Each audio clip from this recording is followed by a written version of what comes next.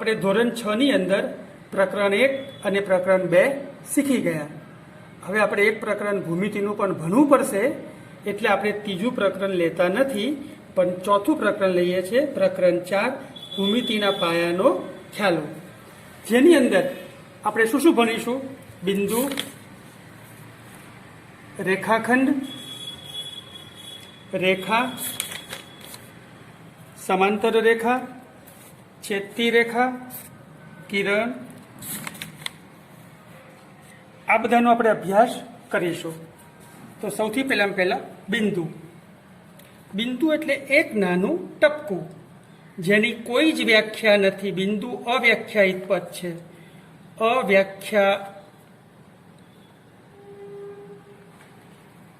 અવ્યાખ્યાયિત પદ છે, એની કોઈ વ્યાખ્યા હોતી નથી. બિંદુને એ રીતે અથવા તો બિંદુ બી આમ દર્શાવવામાં આવે છે, જે તમે પહેલા ભણી જ ગયેલા છો. આ તો પુનરાવર્તન છે. એ રીતે રેખાખંડ. બે બિંદુઓ વચ્ચેનું અંતર એને રેખાખંડ કહેવાય, જેને એ બી, રેખાખંડ એ બી અથવા રેખાખંડ બીએ કહી શકાય. બે બિંદુ વચ્ચેનું અંતર રેખાખંડ. રેખાખંડને માપી પણ શકાય. રેખાખંડને આપણે માપી પણ શકીએ. રેખા. રેખા શું ચીજ છે? એ અને બી. આ એ બી રેખા છે, જે બંને તરફ વિસ્તરે છે. એ બી બિંદુને આપણે આમ પણ વિસ્તારી શકીએ, આમ પણ વિસ્તારી શકીએ. એટલે રેખાને માપી શકાય નહીં, માપી શકાતી નથી, કારણ કે એ આ બાજુ પણ વધી શકે અને આ બાજુ પણ વધી શકે. કિરણ. આ કિરણનું એક ઉદ્ભવ બિંદુ છે, એ અને બી. કોઈ એક ઉદ્ભવ બિંદુમાંથી કિરણ ઉદ્ભવે છે, એ બી. તો અને એ બી લખી શકાય, પણ બીએ લખાય નહીં, બીએ ન લખી શકાય. રેખાખંડ એ બી ને રેખાખંડ બીએ લખી શકાય. રેખા એ બી ને રેખા બીએ લખી શકાય, પણ કિરણ એ બી ને કિરણ બીએ લખી ન શકાય, કારણ કે જ્યાં એનું ઉદ્ભવ બિંદુ હોય તે જ અક્ષર પહેલો આવે, એ અને બી. વિદ્યાર્થી મિત્રો યાદ રાખો, રેખાખંડમાં એક પણ તીર ન આવે, રેખાની અંદર બંને બાજુ તીર આવે અને કિરણમાં કોઈ એક જ તરફ તીર આવે. આનો અર્થ કે આ બી તરફ જ વિસ્તરે, એ બાજુ વિસ્તરે નહીં. આ તો એક પણ જગ્યાએ ન વિસ્તરે. રેખાખંડ સહેજ પણ ના વિસ્તરે, આટલું જ અંતર. રેખા બંને બાજુ વિસ્તરે, જ્યારે કિરણ કોઈ એક તરફ વિસ્તરે. તો તમને આનો ખ્યાલ આવી ગયો હશે. હવે આપણે સમાંતર રેખાઓ જોઈએ. તો બે રેખાઓ એકબીજાને ક્યારેય છેદે નહીં, તો આપણે એને સમાંતર રેખા કહીએ છીએ.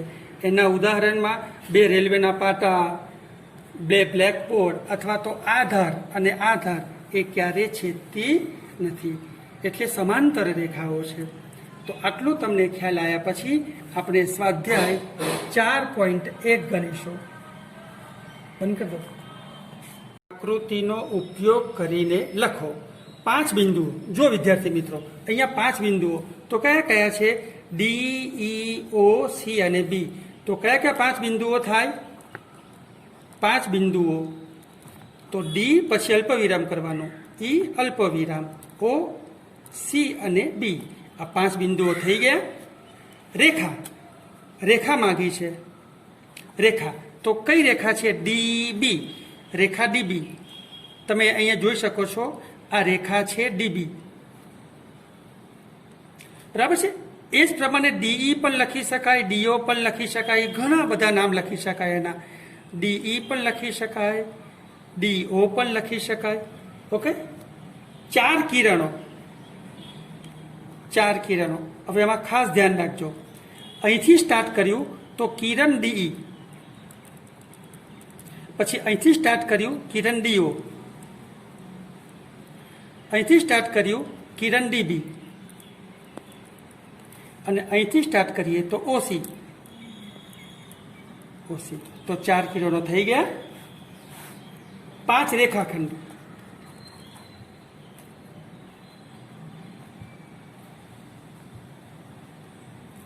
5 રેખાખંડ તો જો DE, EO, OB, OC, DB ઘણા લખી શકાય. તો પહેલો લખીએ DE,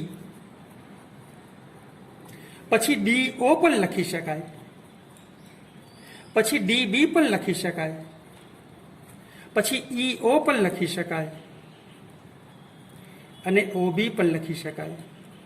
કારણ કે બે રેખાખંડ વચ્ચે, રેખાખંડ એટલે બે બિંદુ વચ્ચેનું અંતર, આ બે બિંદુ વચ્ચેનું અંતર, આ બે બિંદુ વચ્ચેનું અંતર, તો 5 રેખાખંડો. તો એક્ઝામ્પલ 1 માં સમજ પડી ગઈ. હવે એક્ઝામ્પલ 2 આપણે જોઈએ. અહીંયા જુઓ, આપેલા 4 મૂળાક્ષરોમાંથી દરેક વખતે માત્ર 2 મૂળાક્ષરનો ઉપયોગ કરી આપેલ રેખાના શક્ય તેટલી 12 રીતે નામ લખો. કેટલી રીતે? 12 રીતે.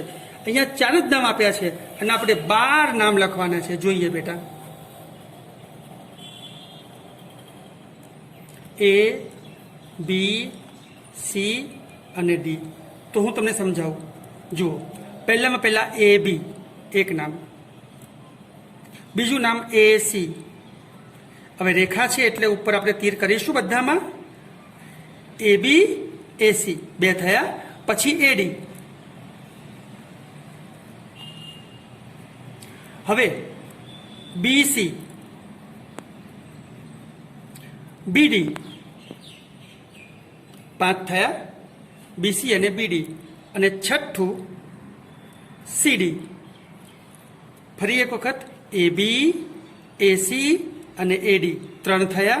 BC 4, પાંચમું BD અને છઠ્ઠું CD. હવે 12 નામ લખવાના છે તો તમે બાકીના 6 ને ઉલટા કરી નાખો.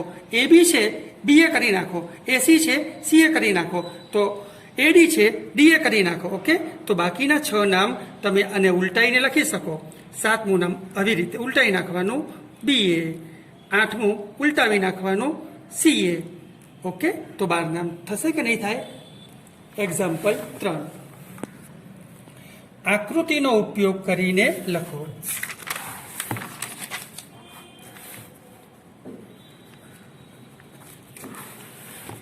આકૃતિનો ઉપયોગ કરીને ઈને સમાવતી રેખા. હવે આ તમે આકૃતિ જુઓ છો તો બિંદુ ઈ એને કઈ રેખા, ઈને સમાવતી રેખા, તો આ એ છે. એ કોની ઉપર છે? આ બિંદુ ઈ. તો રેખા એ ઉપર લખી શકાય. તો રેખા એ ની અંદર બિંદુ ઈ છે. એ જ રીતે F અને O, F અને O બિંદુમાં પણ ઈ આવી ગયો. તો બીજું છે F અને O, તો એમાં ઈ બિંદુ આવી ગયું. બિંદુ એ બિંદુમાંથી પસાર થતી રેખા, આ એ બિંદુમાંથી પસાર થતી રેખા. તો આ એ બિંદુ છે તો એમાંથી કઈ રેખા પસાર થાય છે? AE. અહીંયા જોઈ શકો છો કે AE. બરાબર છે. આમ તો AB પણ કહી શકાય, AD પણ કહી શકાય, પણ તમે એક લખશો તો ચાલશે. O બિંદુ જેમાં છે તેવી રેખા. હવે O બિંદુ, આ O બિંદુ ક્યાં છે? અહીંયા છે. બરાબર છે. O બિંદુ ક્યાં આપેલું છે? અહીંયા. તો O બિંદુને સમાવતી રેખા છે તો કઈ આવશે? CO. બરાબર છે, CO. તમે BO પણ લખી શકો. પાછળ જવાબ અલગ આપ્યો છે કે એવું તમે કંઈ ન માનતા, કારણ કે તમે આગળ જ જોઈ ગયા કે ઘણી બધી રેખાના નામ લખી શકાય. તમે એક રેખા લખશો એટલે વાંધો નહીં આવે. એકબીજાને છેદતી હોય તેવી રેખાની 2 જોડ. તો કઈ કઈ રેખા છેદે છે? જો જુઓ, આ AE રેખા છે. AE રેખાને કઈ રેખા છેદે છે? FO. અને AE રેખાને કઈ રેખા છેદે છે? CO.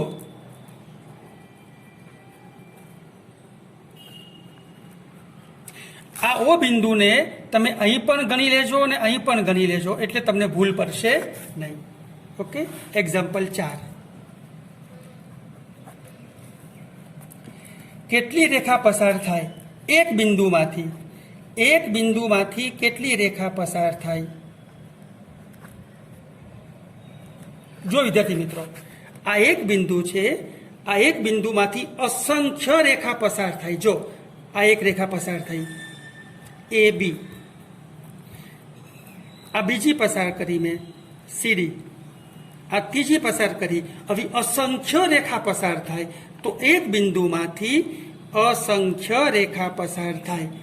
જ્યારે બે બિંદુમાંથી માત્ર એક અને માત્ર એક જ રેખા પસાર થાય, એ અને બી, એક અને માત્ર એક અને માત્ર એક, બે બિંદુમાંથી માત્ર એક જ રેખા પસાર થાય. પરીક્ષામાં પૂછાય કે બે બિંદુમાંથી તો એક જ રેખા પસાર કરવાની અને એક બિંદુમાંથી તો અસંખ્ય રેખા પસાર કરવાની. ઓકે, એક્ઝામ્પલ 5 જે તમને પરીક્ષામાં ખાસ પૂછાશે કે આપેલ પરિસ્થિતિ મુજબ આકૃતિ દોરો. જુઓ બેટા, બિંદુ પી રેખાખંડ AB પર છે. આપણે આવી આકૃતિ દોરવાની છે. તો જુઓ, રેખાખંડ દોરી નાખીએ આપણે AB અને એની ઉપર બિંદુ પી કોઈ પણ જગ્યાએ બતાવી દો. આ બિંદુ પી, તો આકૃતિ થઈ ગઈ. બિંદુ પી રેખાખંડ AB પર આવી ગયું. બી, XY અને PQ એમ બિંદુમાં છેદે છે. અહીંયા જુઓ, રેખા XY અને રેખા PQ એમ બિંદુમાં છેદે છે. XY અને PQ. તો જુઓ, આ રેખા XY છે અને આ રેખા PQ છે. બંને એમ બિંદુમાં છેદે છે, તો અહીંયા એમ લખી નાખો. સી, રેખા L પર E અને F બિંદુ છે. રેખા L પર E અને F બિંદુ છે પણ D નથી. ધ્યાન રાખજો બેટા, જો આ રેખા દોરવાની L, એની પર E અને F બિંદુ લખવાના, તો અહીંયા E લખી નાખવાનું અને F લખી નાખવાનું. હવે D બિંદુ નથી તો D તમે ગમે તે લખી શકો. અહીંયા લખી શકો, ઉપર લખી શકો, નીચે લખી શકો. તો આ બિંદુ D L ઉપર છે નથી. E અને F બિંદુ આવી ગયા તો આપણે અહીંયા E કરી નાખ્યો અને અહીંયા F કરી નાખ્યો. તો E અને F બિંદુઓ આવી ગયા અને D બિંદુ બહાર છે. ડી, OP અને OQ બિંદુ ઓમાં મળે છે. OP અને OQ બિંદુ ઓમાં મળે છે. ધ્યાન રાખો, કયો અક્ષર આવે છે બે વાર? O. તો જો હું શું કરું, ધ્યાન રાખો, આ રેખા છે, અહીંયા હું O લખું છું અને અહીંયા લખું છું P અને OQ. તો આમાંથી જ હું એક રેખા પસાર કરું છું અને લખી નાખું છું Q. તો જો આ રેખા OQ થઈ, આ રેખા OP થઈ અને બંને અહીંયા O બિંદુમાં છેદે છે. બરાબર. હવે જુઓ એક્ઝામ્પલ 6, ખરા ખોટા છે જે અહીંયા આપેલા છે. અહીંયા એક રેખા આપેલી છે OMOQMONP આકૃતિ છે અને નીચે MNની આકૃતિ દોરેલ છે અને આપેલી આકૃતિના આધારે આપેલા વિધાન સાચા છે કે ખોટા તે જણાવો. જુઓ, QMON અને P એ MN પર આવેલા છે. QMONP MN પર આવેલા છે તો સાચું. MO અને N એ રેખાખંડ MN પર આવેલા છે. અહીંયા જુઓ, MO અને N રેખાખંડ MN. તો રેખાખંડ MN થઈ ગયો અને આ રેખાખંડ MN ઉપર ત્રણે બિંદુ આવેલા છે તો સાચું. M અને N એ MNના અંત્ય બિંદુ છે. M અને N એના અંત્ય બિંદુ એટલે બંને છેડા પર આવેલા હોય. અંત્યનો અર્થ થાય છેડે, તો અંત્ય પર આવેલા છે તો અંત્ય બિંદુ છે તો સાચું. O એ N અને OPના અંત્ય બિંદુ છે. O ક્યાં છે? અહીંયા. N, O અને N એ OPનું અંત્ય બિંદુ કહે છે. OPનું અંત્ય બિંદુ તો આ આવવું જોઈએ એટલે ખોટું. M એ OQનું અંત્ય બિંદુ છે. M એ OQનું અંત્ય બિંદુ છે, એ પણ ખોટું કારણ કે Q આવવું જોઈએ તો એ પણ ખોટું, આ પણ ખોટું. M એ QP પરનું બિંદુ છે. M એ Q અને P, તો ઉદ્ભવ બિંદુ Q સ્ટાર્ટ થાય તો જવાબ Q થી સ્ટાર્ટ થવો જોઈએ. અહીંયા M થી આપેલું છે એટલે ખોટું. OP અને QP થી ભિન્ન છે. કિરણ OP જો આ કિરણ ઓપી છે અને કિરણ ક્યુપી થી ભિન્ન છે. સાચું, બે જુદા છે, કારણ કે આ કિરણ પણ જુદું છે, કારણ કે આનું ઉદ્ભવ બિંદુ ઓ છે, આનું ઉદ્ભવ બિંદુ ક્યુ છે, એટલે બે જુદા થઈ ગયા. ઓપી અને ઓએમ એ સમાન છે. ઓપી તો ઓ થી પી આ કિરણ અને ઓએમ તો બંનેના ઉદ્ભવ બિંદુ એક જ છે. સોરી, અહીંયા છે ઓ છે. ઓપી અને ઓએમ, કિરણ ઓપી અને કિરણ ઓએમ એ સમાન છે. હવે ઓએમ તો આ બાજુ આવે છે એટલે ખોટું. આ તો બે વિરુદ્ધ કિરણ થયા. કેવા થયા? કારણ કે એક કિરણ આ બાજુ જાય છે, એક કિરણ આ બાજુ જાય છે, એટલે વિરુદ્ધ કિરણ થયા. ઓએમ એ ઓપીનું વિરુદ્ધ કિરણ નથી. કિરણ ઓએમ એ ઓપીનું વિરુદ્ધ કિરણ નથી. ઓએમ ક્યાં છે? આ બાજુ, અને ઓપી ક્યાં બાજુ છે? આ બાજુ. તો વિરુદ્ધ કિરણ તો ખોટું. કેમ? આ તો બે વિરુદ્ધ થયા એટલે ખોટું આવશે. ઓ એ ઓપીનું ઉદ્ભવ બિંદુ નથી. ઓ એ કિરણ ઓપીનું ઉદ્ભવ બિંદુ નથી. ખોટું, કારણ કે ઓમાંથી જ ઉદ્ભવે છે એટલે. અને એન એ એનપી ને એન એ કિરણ એનપી અને એનએમનું ઉદ્ભવ બિંદુ છે. તો એન છે એનપી અને એનએમ તેનું ઉદ્ભવ બિંદુ એન છે. તો સાચું, ભલે વિરુદ્ધ કિરણ રહ્યા પણ ઉદ્ભવ બિંદુ તો એક જ છે એટલે સાચું. તો 4.1 સમજાઈ ગયું. સ્વામિનારાયણ ભગવાનની છે. બહુ એટલે વધારે અને કોણ એટલે ખૂણા. એક કરતાં વધારે ખૂણા હોય એવી આકૃતિ જોઈએ. તો જુઓ, આકૃતિ ત્રિકોણ છે તો એના 3 ખૂણા છે. અહીંયા 1, 2, 3, 4 અને 5 તો પંચકોણ છે. આ સમબાજુ ચતુષ્કોણ છે. એટલે એક કરતાં વધારે ખૂણા હોય તો એવી આકૃતિને આપણે બહુકોણ કહીશું. એમાં 2 પ્રકાર હોઈ શકે. જુઓ, આકૃતિ ખુલ્લી છે તો ખુલ્લી આકૃતિ કહેવાય, અને આ બંધ છે તો આ બંધ આકૃતિ છે. એ તો તમને ખબર પડે કે આ ખુલ્લો વક્ર, ગણિતની ભાષામાં એને વક્ર કહેવાય. એટલે આ ખુલ્લો વક્ર છે, આ બંધ વક્ર છે. તમે અહીંયા જુઓ કે 5 દિવાશ્રયથી તમે આવું બનાવી શકો, 4 દિવાશ્રયથી તમે ચોરસ બનાવી શકો, 3 દિવાશ્રયથી ત્રિકોણ બનાવી શકો. આવી પણ તમે આકૃતિઓ બનાવી શકો છો. આને એની બાજુ કહેવામાં આવે છે. શું કહેવામાં આવે છે? બાજુ. હવે આપણે સ્વાધ્યાય 4.2 જોઈશું. જુઓ, નીચેનું વક્રનું એક ખુલ્લા અને બંધમાં વર્ગીકરણ કરો. તો તમારે અહીંયા ખુલ્લા અને બંધમાં વર્ગીકરણ કરવાનું. તો જુઓ, આકૃતિ કેવી છે? ખુલ્લી છે તો અહીંયા આવશે, ખુલ્લામાં આવશે. બરાબર છે? આકૃતિ પણ કેવી છે? અહીંથી ખુલ્લી છે. તમે જોઈ શકો છો કે અહીંયા ખુલ્લી આકૃતિ છે તો એ કઈ આવશે? અહીંયા ખુલ્લામાં આવશે. આકૃતિ પણ કેવી છે? ખુલ્લી છે તો અહીંયા આવશે. આકૃતિ કેવી છે? બંધ છે. આ પણ કેવી છે? બંધ છે તો આ બે અહીંયા આવશે. તો એક્ઝામ્પલ 1 તમારે આવી રીતે વર્ગીકરણ કરવાનું છે. અહીંયા ખુલ્લામાં અને અહીંયા બંધમાં. આવડશે કે નહીં આવડે? બહુ સહેલું છે. એક્ઝામ્પલ 2, નીચેની પરિસ્થિતિ દર્શાવતી રફ આકૃતિ દોરો. ખુલ્લો વક્ર.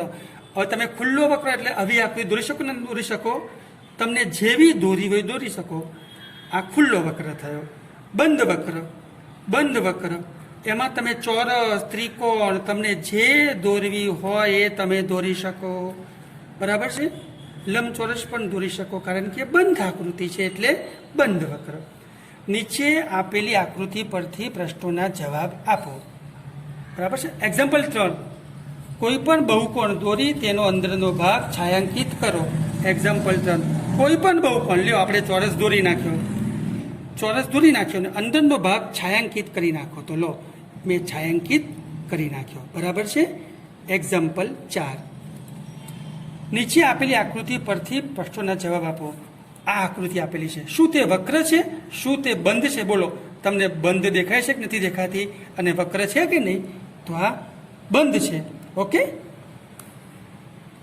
એક્ઝામ્પલ 5, જો શક્ય હોય તો નીચેની પરિસ્થિતિ દર્શાવતી રફ આકૃતિ દોરો. બંધ વક્ર કે જેને બહુકોણ ન હોય. વક્ર કેવો હોય? બંધ હોય. અને જેને બહુકોણ ના હોય, આકૃતિ બંધ હોય. લ્યો, આકૃતિ બંધ છે પણ એને એક પણ ખૂણો નથી. ખુલ્લો વક્ર જે સંપૂર્ણપણે રેખાખંડનો બનેલો હોય. રેખાખંડનો બનેલો હોય અને વક્ર ખુલ્લો હોય, તો જો આ રેખાખંડથી જ બનેલો છે, ભલે વાંકો હોય તો આ ખુલ્લો છે. બે બાજુવાળો બહુકોણ, બે બાજુ હોય, ફક્ત બે જ બાજુવાળો. કેટલી બાજુ હોય એને? બે બાજુવાળો. હવે બે બાજુ તો આ એક બાજુ થઈ અને બીજી બાજુ થઈ. બે બાજુવાળો બહુકોણ બને જ નહીં. કેમ? એને બંધ કેવી રીતે કરવો? તો આ શક્ય બને નહીં. તો 4.2 આપણું અહીંયા પૂરું. 4.3 બાજુમાં આપેલી આકૃતિ પરથી ખૂણા લખો. જુઓ, અહીંયા આકૃતિ આપેલી છે તો એના ખૂણા. તો ખૂણો A, ખૂણો B, ખૂણો C અને ખૂણો D. બોલો આવડશે કે નહીં આવડે? બાજુની આકૃતિ પરથી ખૂણા લખો. બાજુમાં આપેલી આકૃતિ પરથી માગેલા બિંદુઓ લખો. DOE નું અંદરનું બિંદુ. અહીંયા જુઓ, આ DO અને E. તો DOE નું અંદરનું બિંદુ કયું થાય? આ અંદર આ આવેલું છે તો આ કયું થશે? એ થશે. EOF ના બહારના બિંદુ જુઓ, આ EOF, આ EO અને F. હવે એની બહારનું બિંદુ તો કયું આપેલું છે? અહીંયા C. C આપેલું છે, બહારનું બિંદુ આપેલું છે C. EOF ના બહારના બિંદુઓ C. EOF એની બહારનું બિંદુ કયું છે? અહીંયા C. તો શું જવાબ આવશે? C આવશે. EOF પરના બિંદુઓ EO અને F. તો EOF પર કયું બિંદુ આવેલું છે? આ બિંદુ કયું આવેલું છે? B આવેલું છે. EOF પર B બિંદુ આવેલું છે. એક્ઝામ્પલ પહેલો અને બીજો પતી ગયો. હવે અહીંયા જુઓ, નીચેની પરિસ્થિતિ દર્શાવતી બે ખૂણાની આકૃતિ દોરો. અહીંયા જુઓ, 3 સામાન્ય બિંદુઓ હોય, 4 સામાન્ય બિંદુઓ હોય. આવી આકૃતિ મળે જ નહીં. આ શક્ય જ નથી. એટલે તમને પૂછાય પણ નહીં અને મળે પણ નહીં. બરાબર છે? 3 સામાન્ય બિંદુઓ હોય, 4 સામાન્ય બિંદુઓ હોય, એવી આકૃતિ મળે નહીં. 2 સામાન્ય બિંદુવાળી પણ તમારે પૂછવાની નથી. તો તમારે A અને E આ બંનેની આકૃતિનો એક જ જવાબ આવે. અહીંયા જુઓ, બંનેમાં એક સામાન્ય બિંદુઓ હોય. અહીંયા આ આકૃતિ આપેલી છે, એમાં AB કિરણ છે અને CD. તો એમાં સામાન્ય બિંદુ કયું છે? તો બિંદુ C છે, એ સામાન્ય છે. અને એક કિરણ સામાન્ય હોય તો કિરણ CD એ સામાન્ય બિંદુ કિરણ છે. તો જ્યારે તમને કોઈ બિંદુ પૂછાય કે કિરણ પૂછાય, તમારે આ એક જ આકૃતિ દોરી દેવાની. એટલે કે A અને C નો જવાબ તમારે એક સરખો જ થાય. BCD તમારે કરવાના નથી. A અને C નો જવાબ એક સરખો જ થાય, BCD કરવાના નથી. એટલે સ્વાધ્યાય 4.3 પૂરું. સ્વામિનારાયણ ભગવાનની જય. હવે આપણે સ્વાધ્યાય 4.4 જે ત્રિકોણ આધારિત છે. તમને અહીંયા ત્રિકોણ આપેલું છે, ત્રિકોણ ABC, જે તમે ત્રિકોણ ધોરણ 5માં ભણી ગયા છો કે ત્રિકોણ હોય એને 3 ખૂણા હોય, 3 બાજુઓ હોય, એને ત્રિકોણ કહેવાય. તો તમને ખબર જ છે, આ ત્રિકોણ છે એની આ અંદરનું બિંદુ છે P છે, આ એની બહારનું બિંદુ છે R છે. ત્રિકોણ વિશે આપણે અભ્યાસ કર્યો, એના ઉપરથી સ્વાધ્યાય 4.4 માત્ર 2 જ દાખલા છે. જુઓ, ત્રિકોણ ABCની કાચી આકૃતિ દોરો. તો જુઓ, અહીંયા આપણે ત્રિકોણ ABCની કાચી આકૃતિ દોરી છે. બિંદુ P તેના અંદરના ભાગમાં, બિંદુ P તેના અંદરના ભાગમાં અને Q તેના બહારના ભાગમાં છે. કયું? Q તેના બહારના ભાગમાં છે. શું બિંદુ A તેના અંદરના ભાગમાં હશે? આ બિંદુ A ના, આ તો શિરો બિંદુ છે એટલે એને અંદરના ભાગમાં કહેવાય નહીં. તો એક્ઝામ્પલ એમાં તમારે શું કરવાનું છે? ત્રિકોણ ABCની આકૃતિ દોરવાની, અહીંયા P દર્શાવવાનો અને બહાર Q દર્શાવવાનો. નીચે દોરેલી આકૃતિ પરથી પ્રશ્નોના જવાબ આપો. જુઓ, અહીંયા આકૃતિ આપેલી છે તમને, એને 4 પ્રશ્ન છે. એ કોઈ પણ 3 ત્રિકોણના નામ લખો, 7 ખૂણાના નામ લખો, 6 રેખાખંડના નામ લખો અને કયા 2 ત્રિકોણમાં B સામાન્ય બિંદુ છે. જુઓ, કોઈ પણ 3 ત્રિકોણ. તો જુઓ, આ પહેલો ત્રિકોણ થયો ABC, ત્રિકોણ ABC પહેલો થયો. બીજો ABD કયો થયો? ABD. અને ત્રીજો ADC, ADC, ABC, ABD, ADC. Okay, 7 ખૂણાના નામ લખો. 7 ખૂણા લખવાના છે. તો જુઓ, પહેલામાં પહેલો તો આ ખૂણો, આખો ખૂણો એ થઈ શકે, ખૂણો બી થઈ શકે, ખૂણો સી થઈ શકે, ખૂણો ડી. પણ તમે 3 લખીશું. તો આપણે સ્ટાર્ટ કરીએ અહીંથી. ABD, પહેલો ખૂણો થયો ABD, અહીંથી ABD. બીજો થયો ADC, ત્રીજો થયો ACD, ચોથો થયો CAB, પાંચમો થયો ABC, છઠ્ઠો થયો ADC, અહીંયાથી ADC, અને સાતમો ADB. એ તો આવી ગયો. તો આપણે ACB,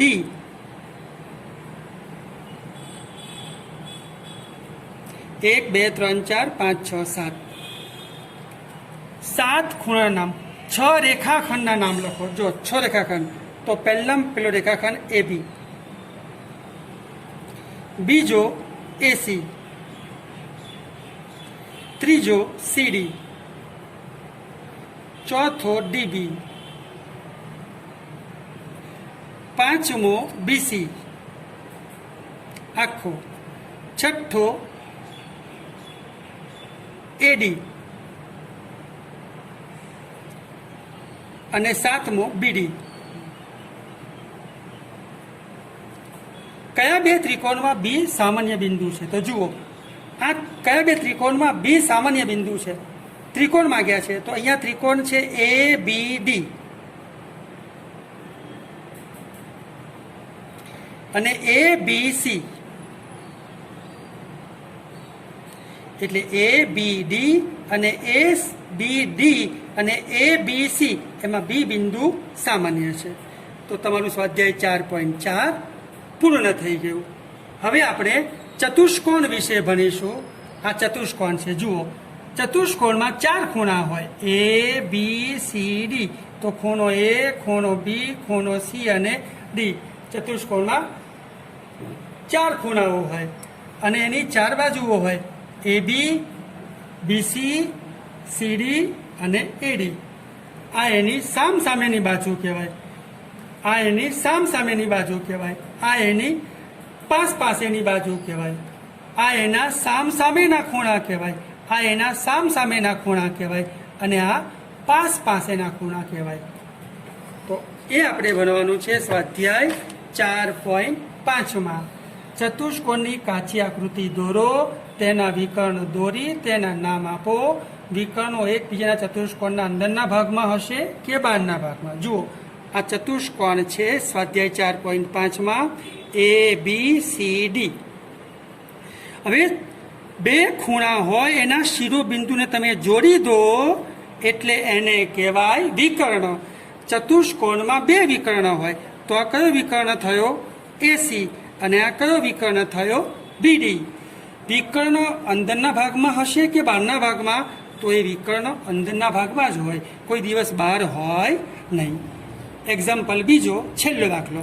ચતુષ્કોણ KLMની કાચી આકૃતિ દોરો. સામસામેની બાજુની 2 જોડ લખો, સામસામેના ખૂણાની 2 જોડ લખો, પાસેની બાજુની 2 જોડ લખો, પાસેના ખૂણાની 2 જોડ લખો. જોઈએ, સામસામેની બાજુની 2 જોડ. તો KL અને MN. એ જ રીતે KN અને LM. તો જો, આ ભૈયા અને આ સામસામેની 1 જોડ, આ બાજુ અને આ બાજુ.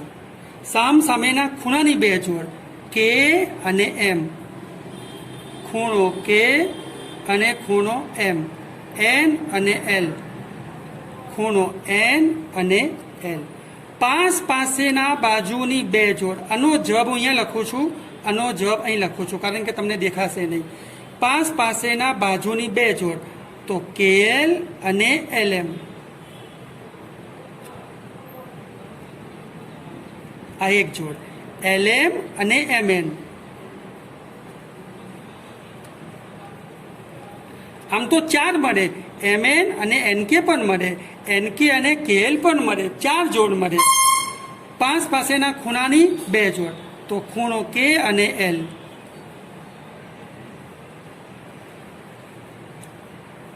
L અને M, L અને M. એ જ રીતે M અને N પણ મળે, N અને K પણ મળે, K અને L પણ મળે, 4 જોડ મળે. તો સ્વાધ્યાય 4.5 અહીંયા પૂરું. બંધ કરો. વિદ્યાર્થી મિત્રો, હવે આપણે વર્તુળ વિશે અભ્યાસ કરીશું. તો જુઓ, આ વર્તુળ છે, આ વર્તુળનું કેન્દ્ર છે, આ વર્તુળનો ચાપ છે. તમે પાંચમામાં ભણી ગયા કે આને વર્તુળની ત્રિજ્યા કહેવાય અને વર્તુળનો વ્યાસ કહેવાય. વ્યાસ હંમેશા કેન્દ્રમાંથી જ પસાર થાય, એટલે વર્તુળની સૌથી મોટી જીવાને વ્યાસ કહેવાય. જ્યારે વર્તુળના કોઈ પણ 2 બિંદુને તમે જોડો તો એ જીવા કહેવાય. યાદ રાખો, જીવા હોય એ વ્યાસ ના હોય, પણ વ્યાસ હોય એ જીવા તો હોય ને હોય જ. આટલું તમે ધોરણ 5માં ભણી ગયા. હવે નવું ભણવાનું છે વૃત્તખંડ અને વૃત્તાંશ વિશે. જુઓ, વર્તુળના અંદરનો એવો પ્રદેશ કે ચાપ જે જીવા વડે ઘેરાયેલો હોય તેને વૃત્તખંડ કહેવાય. જો આ જીવા છે, આ એ બી જીવા છે અને આ ચાપ છે. તો ચાપ અને જીવાથી જે પ્રદેશ ઘેરાયેલો હોય એને શું કહેવાય? વૃત્તખંડ કહેવાય. શું કહેવાય? વૃત્તખંડ. જ્યારે ચાપ અને 2 ત્રિજ્યાઓથી ઘેરાયેલો પ્રદેશ હોય એને વૃત્તાંશ કહેવાય. જો આ 2 ત્રિજ્યા છે અને આ ચાપ છે તો એનાથી ઘેરાયેલો હોય એને વૃત્તાંશ કહેવાય. હવે આપણે છેલ્લું પ્રકરણ સ્વાધ્યાય 4.6 જોઈશું. બાજુમાં આપેલી આકૃતિના આધારે કહો વર્તુળનું કેન્દ્ર. તો વર્તુળનું કેન્દ્ર કયું છે? O. 3 ત્રિજ્યાઓ જે તમે ધોરણ 5માં ભણી ગયા છો. 3 ત્રિજ્યા હું અહીંયા જ લખું છું. જુઓ, આ OB, OA અને OC. OB, OA અને OC. ઓકે. વ્યાસ, તો વ્યાસ કયો છે? AC. વ્યાસ કયો છે? AC. જીવા કઈ કહેવાય? ED. જીવા છે ED. અંદરના ભાગના 2 બિંદુઓ. અંદર કયું બિંદુ આવેલું છે? P અને O. તો અંદર કયા બિંદુ આવેલા છે? P અને O. બહારનું બિંદુ તો કયું છે? Q. બહારનું બિંદુ કયું છે? Q. વૃત્તાંશ, વૃત્તાંશ કઈ છે? આ રહ્યું OAB. કયું છે? OAB વૃત્તાંશ છે. અને વૃત્તખંડ, વૃત્તખંડ કયો છે? ED. આ વૃત્તખંડ થયો. બોલો, શું દરેક વ્યાસ એ વર્તુળની જીવા છે? હા, દરેક વ્યાસ એ વર્તુળની જીવા છે, પણ દરેક જીવા વર્તુળનો વ્યાસ નથી. ઓકે. વર્તુળ દોરીને દર્શાવો. એક્ઝામ્પલ 3. કેન્દ્ર, ત્રિજ્યા, વ્યાસ, વૃત્તાંશ, વૃત્તખંડ, અંદરના ભાગનું બિંદુ, બહારના ભાગનું બિંદુ, જે એક્ઝામ્પલ 1માં આપેલું જ છે. ઓકે. ખરા ખોટા? વર્તુળના 2 વ્યાસ હંમેશા છેદે છે. 2 વ્યાસ હંમેશા છેદે છે. તો જો આ AC છે અને અહીંયા નામ લખી નાખું B અને M. તો B અને M, તો અહીંયા આપણે O બિંદુએ છેદે, એ સાચું જ છે. વર્તુળનું કેન્દ્ર હંમેશા વર્તુળના અંદરના ભાગમાં જ હોય. સાચું. 4.6 પૂર્ણ અને તમારું ભૂમિતિના પાયાનો ખ્યાલ પૂર્ણ. સ્વામિનારાયણ ભગવાનની જય.